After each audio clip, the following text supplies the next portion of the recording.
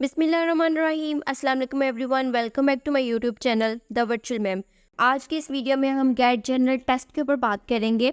इस वीडियो से पहले मैं एक वीडियो बना चुकी हूँ गेट जनरल के ऊपर, जिसके अंदर मैंने बहुत डिटेल में एक्सप्लेन किया है कि आपकी क्या अप्रोच होनी चाहिए टुवर्ड्स गेट जनरल प्रिपरेशन। ठीक है, आज की इस वीडियो में हम बात करेंगे कि आपने गेट जनरल की तैयारी करनी है तो आपने कहाँ से करनी है। यानी कि हम सोर्सेज के ऊपर बात करेंगे, बुक्स के ऊपर बात करेंगे, सर्टन नोट्स के ऊपर बात करेंगे कि आपने कहाँ कहाँ किन किन सोर्सों से कंसल्ट करना है ताकि आपकी अच्छे से तैयारी हो सके। ठीक है, तैयारी के ऊपर बात करने से पहले कि कहाँ कहाँ से आपने करनी है, उससे पहले मैं आप लोगों को एक बात कहना चाहूँगी कि बहुत ज़रूरी है कि आप कंटेंट से, किसी बुक से पहले ये चीज़ रियलाइज़ करें, ये चीज़ सोचें कि आपने किसी भी टेस्ट को प्रिपेयर करने के लिए क्या अप्रोच रखनी है। ठीक है, जितने भी नोट्स हैं, सोर्सेज हैं, बुक्स हैं, ये सब चीज़ें सेकेंडरी होती हैं। ठीक है, सबसे इम्पोर्टेंट स्टेप ये होता है कि आप किसी भी टेस्ट को देने से पहले ये रियलाइज़ करें कि उस टेस्ट की नेचर कैसी है, आपने उसको प्रिपेयर करना है तो आपने अपनी अप्रोच कैसे करनी है। ठीक है, सो मैं आप सबको सजेस्ट करूंगी कि मेरी वो वाली वीडियो आप ज़रूर देखिएगा, जिसका लिंक आपको आई बटन पे मिल जाएगा। उसमें मैंने बहुत डिटेल में आप लोगों को बताया है कि आपकी क्या अप्रोच होनी चाहिए टेस्ट की तैयारी में और टेस्ट के अंदर भी। और मैंने बहुत डिटेल में बताया है कि कौन कौन सी चीज़ें हैं जिनको आपने अवॉइड करना है और कौन कौन सी चीज़ें हैं जिनके ऊपर आपने फोकस करना है टेस्ट देने से पहले अपने तैयारी की ड्यूरेशन में, और इवन के टेस्ट के अंदर आपने कौन कौन सी चीज़ों को अवॉइड करना है और कौन कौन सी चीज़ों के ऊपर आपने फोकस करना है, टेस्ट कैसे अटेम्प्ट करना है, उन सब चीज़ों के ऊपर मैंने बात की है। ठीक है, सो अगर आप मेरी वो वाली वीडियो देखेंगे तो आपकी एक फाउंडेशन बिल्ड हो जाएगी, और उसके बाद आप मेरी ये वीडियो देखिएगा जिसमें मैं आपको बताऊंगी कि आपने तैयारी कहाँ से करनी है। ठीक है, डिफरेंट सोर्सेज का बताऊंगी कि कहाँ कहाँ से आपने चीज़ों को कंसल्ट करना है। तो स्टार्ट करते हैं हमारी आज की वीडियो।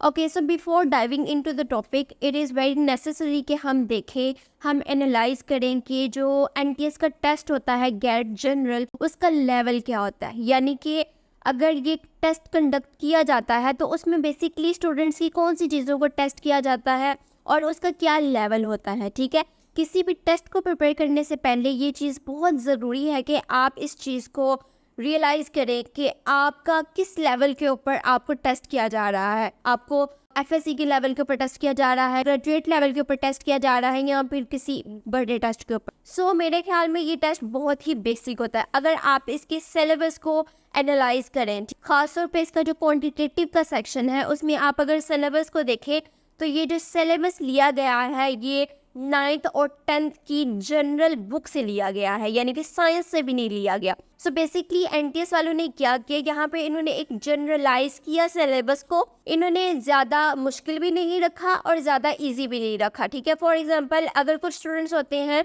जिन्होंने एफएससी के अंदर मैथ्स रखी ही नहीं होती, ठीक है, तो वो ऐसा नहीं कर सकते थे कि वो एफएससी वाली मैथ्स भी अंदर डाल देते। ठीक है, सो इसलिए उन्होंने उसको जनरल रखा ताकि हर किसी भी लेवल के ऊपर हो, चाहे वो आर्ट्स का स्टूडेंट हो या फिर वो साइंस का स्टूडेंट हो, प्री मेडिकल का हो या फिर इंजीनियरिंग का हो, वो सब के सब इस टेस्ट को दे सके। इसी तरह से अगर आप वर्बल सेक्शन के सिलेबस को भी एनालाइज करें तो वो भी इसी तरह से एक जनरल सिलेबस है, यानी कि एफएससी तक के लेवल को वो जज करेंगे। यानी कि वो एफएससी के लेवल तक आपको जज करेंगे, वहाँ से ही ग्रामर आएगी, वोकैबुलरी भी उसी लेवल तक की आएगी। क्योंकि ऐसा नहीं है कि वो ग्रेजुएशन या फिर सीएसएस लेवल का आपसे वोकैबुलरी पूछें, क्योंकि कुछ लोग होते हैं जिन्होंने प्री मेडिकल की होती है, इंजीनियरिंग की होती है, इरिस्पेक्टिव ऑफ दैट सब ने इंग्लिश की एक ही बुक पढ़ी होती है। ठीक है, एनटीएस का जो टेस्ट होगा उसमें वो इसी के मुताबिक आपको एनालाइज करेंगे। ठीक है,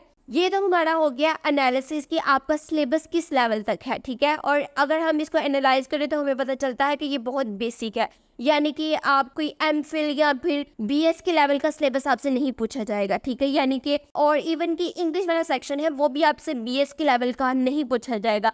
ये कोई एक्सप्लिसिट टेस्ट नहीं है कि जो सिर्फ और सिर्फ बीएस इंग्लिश की ग्रेजुएट्स देते हैं तो उनके लिए वोकैबुलरी और ग्रामर और ये तैयार करना बहुत ज़रूरी है।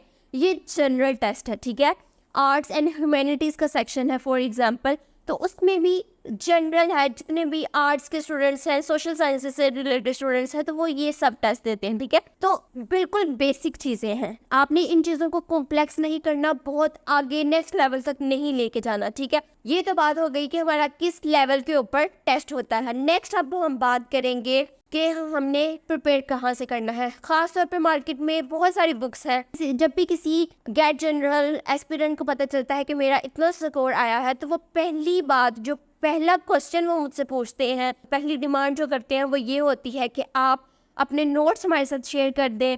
आपने किस बुक से पढ़ा था, आपने कहाँ से पढ़ा था, आपकी रिसोर्सेज क्या थी। पहला सवाल ये आ जाता है। पता नहीं क्यों, लेकिन हमारे स्टूडेंट्स बहुत ज़्यादा ऑब्सेस्ड हैं नोट्स के ऊपर। कोई भी नोट्स किसी दूसरे इंसान के लिए परफेक्ट नहीं होते, लेकिन अगर हम यहाँ पे बात करें कि जो गेट से रिलेटेड बुक्स हैं मार्केट में, उनमें से कौन सी परफेक्ट है। मैंने बहुत सारी बुक्स को कंसल्ट किया था, लेकिन आई एम सॉरी, आपकी शायद उम्मीदों के ऊपर पानी फिर जाए, लेकिन एक भी बुक कॉम्प्रिहेंसिव नहीं थी, एक भी बुक इस लेवल की नहीं थी कि आप सब कुछ उस बुक में से प्रिपेयर कर सके।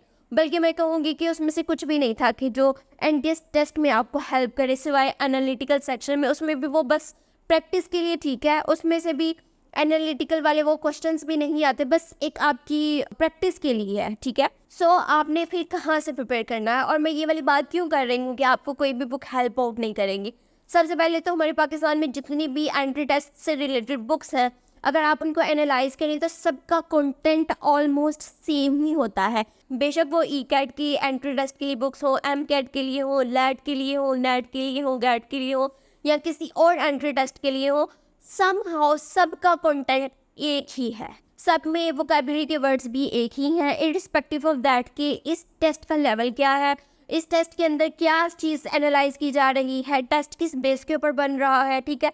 एक ही वोकैबुलरी की लिस्ट आपको पकड़ा दी जाती है, 1300-1500 वर्ड्स। फॉर एग्जाम्पल, मैं अपना यहाँ पे आपको पर्सनल एक्सपीरियंस बताऊँ तो मैंने गेट जनरल के लिए मैंने 1300 वर्ड्स प्रिपेयर किए थे, और जिसके साथ साथ मैंने उसके फर्दर 5 MCQs को भी प्रिपेयर किया था, तो समहाउ 6000 मेरे वर्ड्स थे। लेकिन टेस्ट के अंदर जब मैंने गेट का टेस्ट दिया तो उसमें से एक भी वर्ड नहीं था जो मुझे उसमें से आया हो, बल्कि वो बहुत जनरल थे, वो मुझे समहाउ पहले से ही आते थे, ठीक है।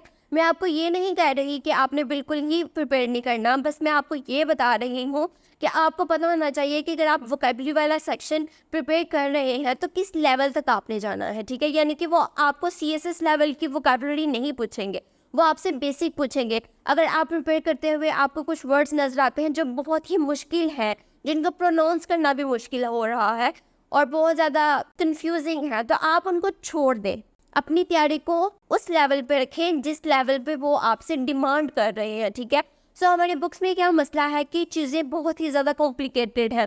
अगर क्वांटिटेटिव का सेक्शन है तो उसमें इतने कॉम्प्लेक्स क्वेश्चंस होंगे, इतनी कॉम्प्लेक्स प्रॉब्लम्स होंगी कि वो करना बहुत मुश्किल है।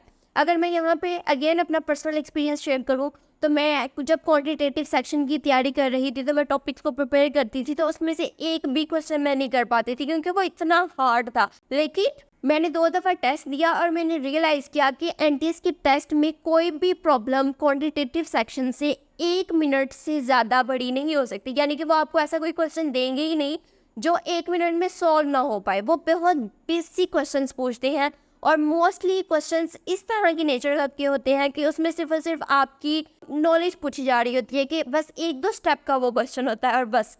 और समटाइम्स तो ये भी नहीं, बस आपको पता होना चाहिए कि ये इसमें से ट्रू क्या है, फॉल्स क्या है, ठीक है। यानी कि इस लेवल तक आते हैं। तो आप जितनी भी बुक्स देखोगे उनमें कहीं पे भी आपको वो कहती है ना कि स्टार्टिंग इजी वाले क्वेश्चंस नहीं मिलेंगे, बहुत कॉम्प्लेक्स मिलेंगे। तो इसलिए मैं आपको सजेस्ट करूँगी कि आप किसी भी बुक को छोड़ के आप अलग अलग रिसोर्सेज से प्रिपेयर करना शुरू करें। आप क्वांटिटेटिव का सेक्शन लें, 1 बाय 1 टॉपिक को आप यूट्यूब के ऊपर सर्च करें, ChatGPT से कहें कि आपको जनरल क्वेश्चंस, इजी वाले क्वेश्चंस आपको निकाल के दे। और इसी तरह से 1-2 मेरे पास और बुक है जिसमें इजी तो नहीं है लेकिन उसमें ये हुआ है कि इजी टू कॉम्प्लेक्स की तरफ जा रहे हैं, ठीक है। तो आप शुरू के कुछ क्वेश्चंस कर सकते हैं प्रिपेयर, उसका भी मैं लिंक आपके साथ शेयर करूँगी। और फर्दर क्वांटिटेटिव के सेक्शन को किस तरीके से प्रिपेयर करना है उसके ऊपर मैं एक अलग से वीडियो बना रही हूँ, तो उसमें मैं सब बुक्स को शेयर करूँगी जिनको मैंने कंसल्ट किया था। और उनमें एक बुक थी जो मुझे थोड़ी सी हेल्पफुल लगी और इवन कि उसमें एनटीएस का एज इट इज़ 1-2 MCQ भी उसमें से आए थे, ठीक है। और वो मुझे याद, उसको मैंने अच्छे से अटैम्प्ट भी किया था, ठीक है। सो मैं वो बुक भी आपके साथ शेयर करूँगी। और फर्दर मैंने किन किन बुक्स को देखा जो है बस बहुत पॉपुलर आ जाती है, डोवर्स की बुक हो गई, ठीक है। इसी तरह से अर्नेस्ट प्रेप की बुक थी, वो मुझे बुक भी नहीं मिल रही थी, मैंने उनका कोर्स ज्वाइन किया था, तो मुझे फिर भी कोई इतना बेनिफिशियल नहीं लगा। ऑल्दो उनका कंटेंट ठीक था, बेसिक था, लेकिन उनके भी क्वेश्चंस बहुत डिफ़िकल्ट थे, बहुत डिफ़िकल्ट नेचर के थे, इतनी यानी कि वो आपसे डिमांड नहीं करते, ठीक है। ओके, सो मुझे उम्मीद है कि आप लोगों को समझ आ गई होगी कि आपने किस तरह से तैयारी करनी है और कहाँ से तैयारी करनी है। मैं इस वीडियो के अंदर मैंने आपको कोई रिसोर्सेज नहीं बताई, मैंने कोई नोट्स प्रोवाइड नहीं किए, बल्कि मैंने आप लोगों को बताया है कि आप लोगों ने लेवल को एनालाइज करना है कि एनटीएस का लेवल किस तरह का है। आप सिंपली सिर्फ और सिर्फ सिलेबस को देखें तो आप लोगों को पता चल जाएगा कि वो आपसे क्या चीज़ डिमांड करना चाह रहे हैं, ठीक है। वो आपसे इतनी मुश्किल मुश्किल लफ्ज़ नहीं पूछेंगे, ग्रामर की एक बहुत मुश्किल प्रॉब्लम्स नहीं पूछेंगे, बस simple grammar, subject verb agreement हो गया, टेंसेस हो गए, प्रपोजिशन हो गई बेसिक, वो सिर्फ यही पूछेंगे आपसे। एनोलॉजीज वो क्योंकि एक न्यू चीज़ है, क्योंकि वो हमने पहले की नहीं होती, तो उसमें समहाउ थोड़ी डिफ़िकल्ट्स आ जाती हैं, लेकिन वो आपको एक्सटेंसिवली प्रिपेयर करनी पड़ती हैं, ठीक है। सो आप लोगों ने ये चीज़ एनालाइज करनी है तैयारी करने से पहले, या कोई भी बुक पकड़ने से पहले आप ये देखें कि उसमें किस लेवल की चीज़ें बताई गई हैं। मैं तो आप लोगों को सजेस्ट करूँगी कि किसी भी बुक को फॉलो ना करें, ख़ास तौर पे क्वांटिटेटिव सेक्शन के लिए और वर्बल सेक्शन के लिए। एनालिटिकल सेक्शन के लिए आप किसी भी रैंडम बुक को पकड़ लें और सिर्फ प्रैक्टिस के लिए आप करें, क्योंकि उसमें भी वो क्वेश्चंस तो आएंगे ही नहीं, बस एक प्रैक्टिस के लिए आप उन क्वेश्चंस को अटैम्प्ट कर लें। और अगर आपने एनोलॉजीज़ को प्रिपेयर करना है तो उसके लिए भी मैं आपको एक बुक सजेस्ट करूँगी जो मुझे काफ़ी हेल्पफुल रही, क्योंकि जब मैंने एनटीएस का फर्स्ट टेस्ट दिया था तो उसमें 10 एनोलॉजीज़ आई थी और 10 की 10 उस बुक में से आई थी। और वो बुक भी मैंने बाद में ढूंढी थी जब मैंने एक एक एनोलॉजी को सर्च किया था कि इसका क्या सही था। ऑल्दो मैं प्रिपेयर करके गई थी लेकिन उसमें से नहीं आई थी। सो आपने एनोलॉजीज़ वाला सेक्शन और वोकैबुलरी का सेक्शन आपने प्रिपेयर करना है सर्टन बुक से, लेकिन उसमें भी आपने देख लेना है कि उसका लेवल कैसा है, और अगर बहुत डिफ़िकल्ट वर्ड्स हैं तो आपने उसको स्किप कर देना है। आपने अपनी नॉलेज को, हर चीज़ को बेसिक लेवल के ऊपर प्रिपेयर करना है, और मेनली आपने अपनी प्रैक्टिस की तरफ फोकस करना है। ये चीज़ मैं अपनी पहली वीडियो में भी बार बार एम्फोसाइज़ कर चुकी हूँ इस चीज़ के ऊपर कि आपने अपनी प्रैक्टिस को बहुत तेज़ रखना है, क्योंकि अगर आपकी स्पीड तेज़ नहीं होगी तो आपको जितना भी आता हो, सब कुछ आता हो, फिर भी आप उसको एग्जीक्यूट नहीं कर पाएंगे, ठीक है। सो मुझे उम्मीद है कि आप लोगों के लिए ये वीडियो बहुत हेल्पफुल रहेगी और आपकी काफ़ी चीज़ें क्लियर हुई होंगी कि आपने कहाँ से प्रिपेयर करना है, बुक कैसे सेलेक्ट करनी है, ठीक है। और मेरी आप सबसे रिक्वेस्ट है कि प्लीज़ ये जो नोट्स वाली ऑब्सेशन है इस चीज़ को छोड़ दें।